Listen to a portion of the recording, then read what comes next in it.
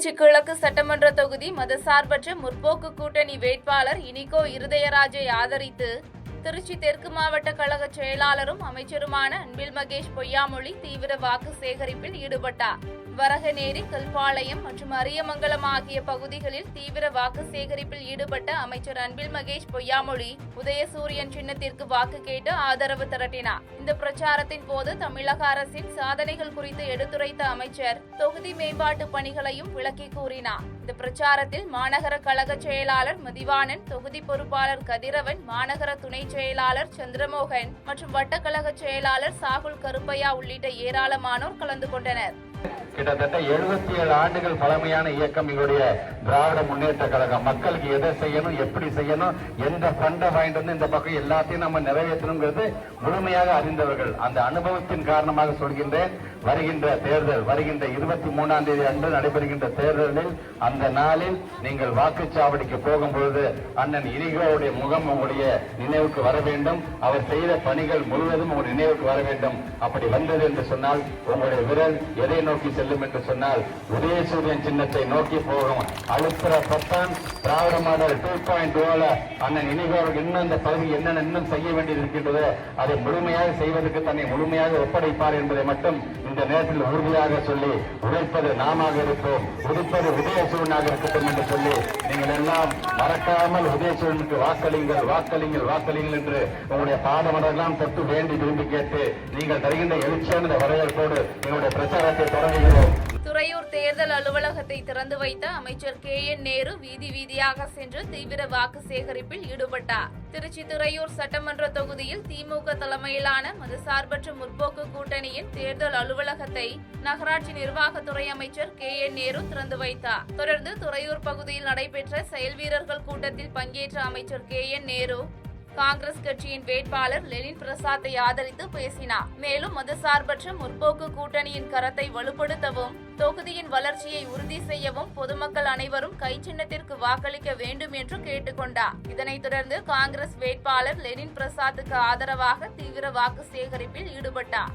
காங்கிரஸ் நம்மளை நம்பி இருக்கிறார், காங்கிரஸ் வந்திருக்கிறார், இவரை வெற்றி பெற வைப்பது நமது தலையாய கடமை. எனவே தோழர்கள் தயவு செய்து கூறுகிறேன், இது நம்முடைய வேட்பாளர். அவங்க அம்மா திமுக கவுன்சிலர், அவங்க என்னுடைய பூத் முதல் நம்பர் 1ஆம் நம்பர் பூத்தில் அவங்க தான் வேட்பாளர் அந்த பகுதியில். எனவே அவர் இந்த மாதிரி ஒரு காங்கிரஸ் கட்சியில் போய் நின்று வந்திருக்கிறாரு. சரவணன் தலைவராக வந்திருக்கிறாரு. கோட்டாத்தூர் ராமராஜ் ஏற்கனவே தலைவராக இருந்தவர், கலை ஏற்கனவே தலைவராக இருந்தவர்களாம் வந்திருக்கிறாங்க. நம்முடைய தியாகராஜன் அவர்கள் இந்த பகுதியிலே ஒரு 7 ஆண்டு காலமாக. தருமபுரி சட்டமன்ற தொகுதியில் தேசிய ஜனநாயக கூட்டணி கட்சி வேட்பாளராக அறிவிக்கப்பட்ட பாமகவின் பசுமை தாயக மாநில தலைவர் சௌமியா அன்புமணி வேட்புமனு தாக்கல் செய்தார். வரும் 23ஆம் தேதி நடைபெற உள்ள சட்டமன்ற தேர்தலுக்கான வேட்புமனு தாக்கல் கடந்த 30ஆம் தேதி முதல் நடைபெற்று வரும் நிலையில் தருமபுரி சட்டமன்ற தொகுதியின் தேசிய ஜனநாயக கூட்டணி கட்சி வேட்பாளர் சௌமியா அன்புமணி வேட்புமனு தாக்கல் செய்தார். தொடர்ந்து செய்தியாளர்களை சந்தித்த சௌமியா அன்புமணி தமிழகம் முழுவதும் தேசிய ஜனநாயக கூட்டணி வேட்பாளர்கள் அமோக வெற்றி பெற்று கழக பொதுச் செயலாளர் எடப்பாடி பழனிசாமி தலைமையில் தமிழகத்தில் மீண்டும் நல்லாட்சி அமையும் என தெரிவித்தார். இந்த வேட்புமனு தாக்கலின் போது பாமக MLA SP வெங்கடேஸ்வரன், அதிமுக நகர செயலாளர் பூக்கடை ரவி, அமமுக மாநில நிர்வாகி பாலு மற்றும் பாஜக மாவட்ட தலைவர் சரவணன் ஆகியோர் உடனிருந்தனர். அனைவருடனும் வந்து இந்த பகுதியில் நாங்கள் இன்றைக்கு சட்டமன்ற வேட்பாளராக பதிவு செய்திருக்கிறேன். பாட்டாளி மக்கள் கட்சி தலைவர் மருத்துவர் அன்புமணி அவர்கள் எனக்கு இந்த வாய்ப்பை வழங்கியிருக்கிறார். கூட்டணி கட்சிகள் அனைவரும் என்னோடு சேர்ந்து நாங்கள் இங்கு வேட்பு மனுவை தாக்கல் செய்திருக்கிறோம். எங்களுடைய அன்பு அண்ணன் சட்டமன்ற உறுப்பினர் வெங்கடேஸ்வரன் அவர்களுடன் வந்து அனைத்து சரவணன் அண்ணன் மற்றும் எங்களுடைய புகழேந்தி அண்ணன் மற்றும் சிவபிரகாசம் அண்ணன், பழனி அண்ணன், பூக்கடை ரவி அண்ணன் எல்லோருடன் சேர்ந்து நாங்கள் புகழேந்தி அவர்களுடன் சேர்ந்து இங்கே எல்லா தோழமை கட்சிகள் இன்னும் நிறைய வந்திருக்காங்க. ஃபார்வர்ட் பிளாக், மிடில் நாடு மற்றும் மக்கள் முன்னேற்றம் என்ற எல்லா கட்சிகளும் வந்திருக்காங்க. அவர்களோட சேர்ந்து இன்னைக்கு நாங்கள் வெற்றிகரமாக எங்களுடைய வேட்பு மனுவை தாக்கல் செய்திருக்கிறோம். நன்றி. உங்களுடைய ஆதரவுக்கும் என்னுடைய மனமார்ந்த நன்றி. மாம்பழம் சின்னத்தில் நான் இந்த பகுதியில் போட்டியிடுகின்றேன்.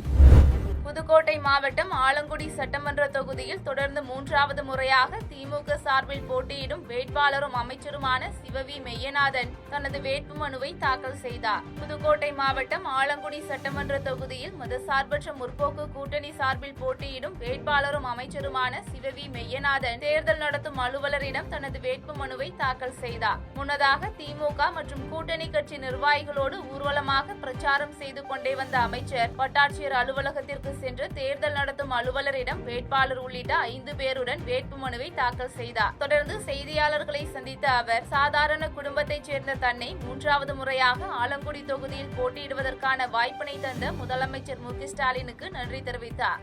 ஆலங்குடி சட்டமன்ற தொகுதி புதுக்கோட்டை மாவட்டம் தமிழ்நாடு முழுவதும் பல்வேறு இடங்களில் மிகச்சிறந்த ஒத்துழைப்பு நல்கி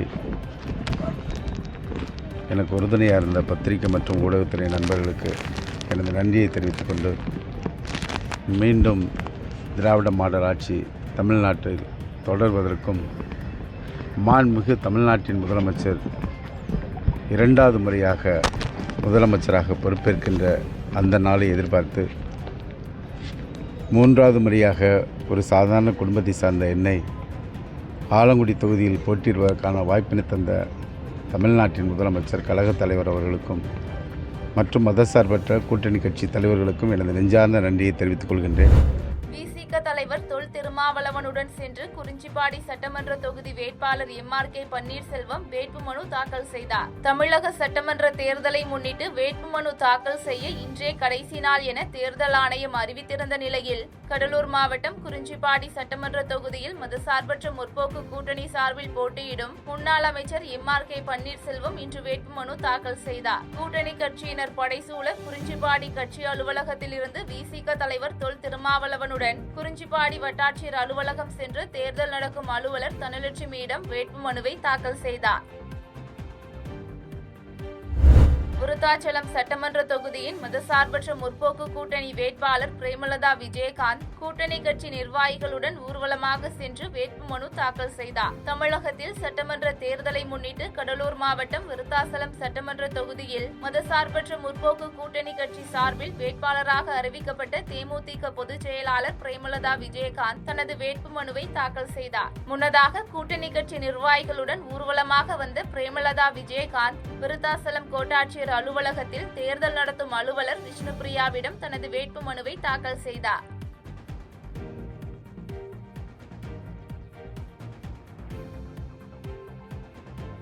செய்திகளை உடனுக்குடன் தெரிந்து கொள்ள கீழ்கண்ட கேபிள் மற்றும் டிடிஎச் நெட்வொர்க்குகளில் எம்நாடு செய்தி தொலைக்காட்சியை காணுங்கள். பாதகம் செய்பவரை கண்டால் நாம் பயம் கொள்ளலாகாது பாப்பா. மோதி மிதித்துவிடு பாப்பா, அவர் முகத்தில் உமிழ்ந்துவிடு பாப்பா. அண்மை செய்திகளை உடனுக்குடன் தெரிந்து கொள்ள இணைந்திருங்கள் எம்நாடு தொலைக்காட்சியுடன்.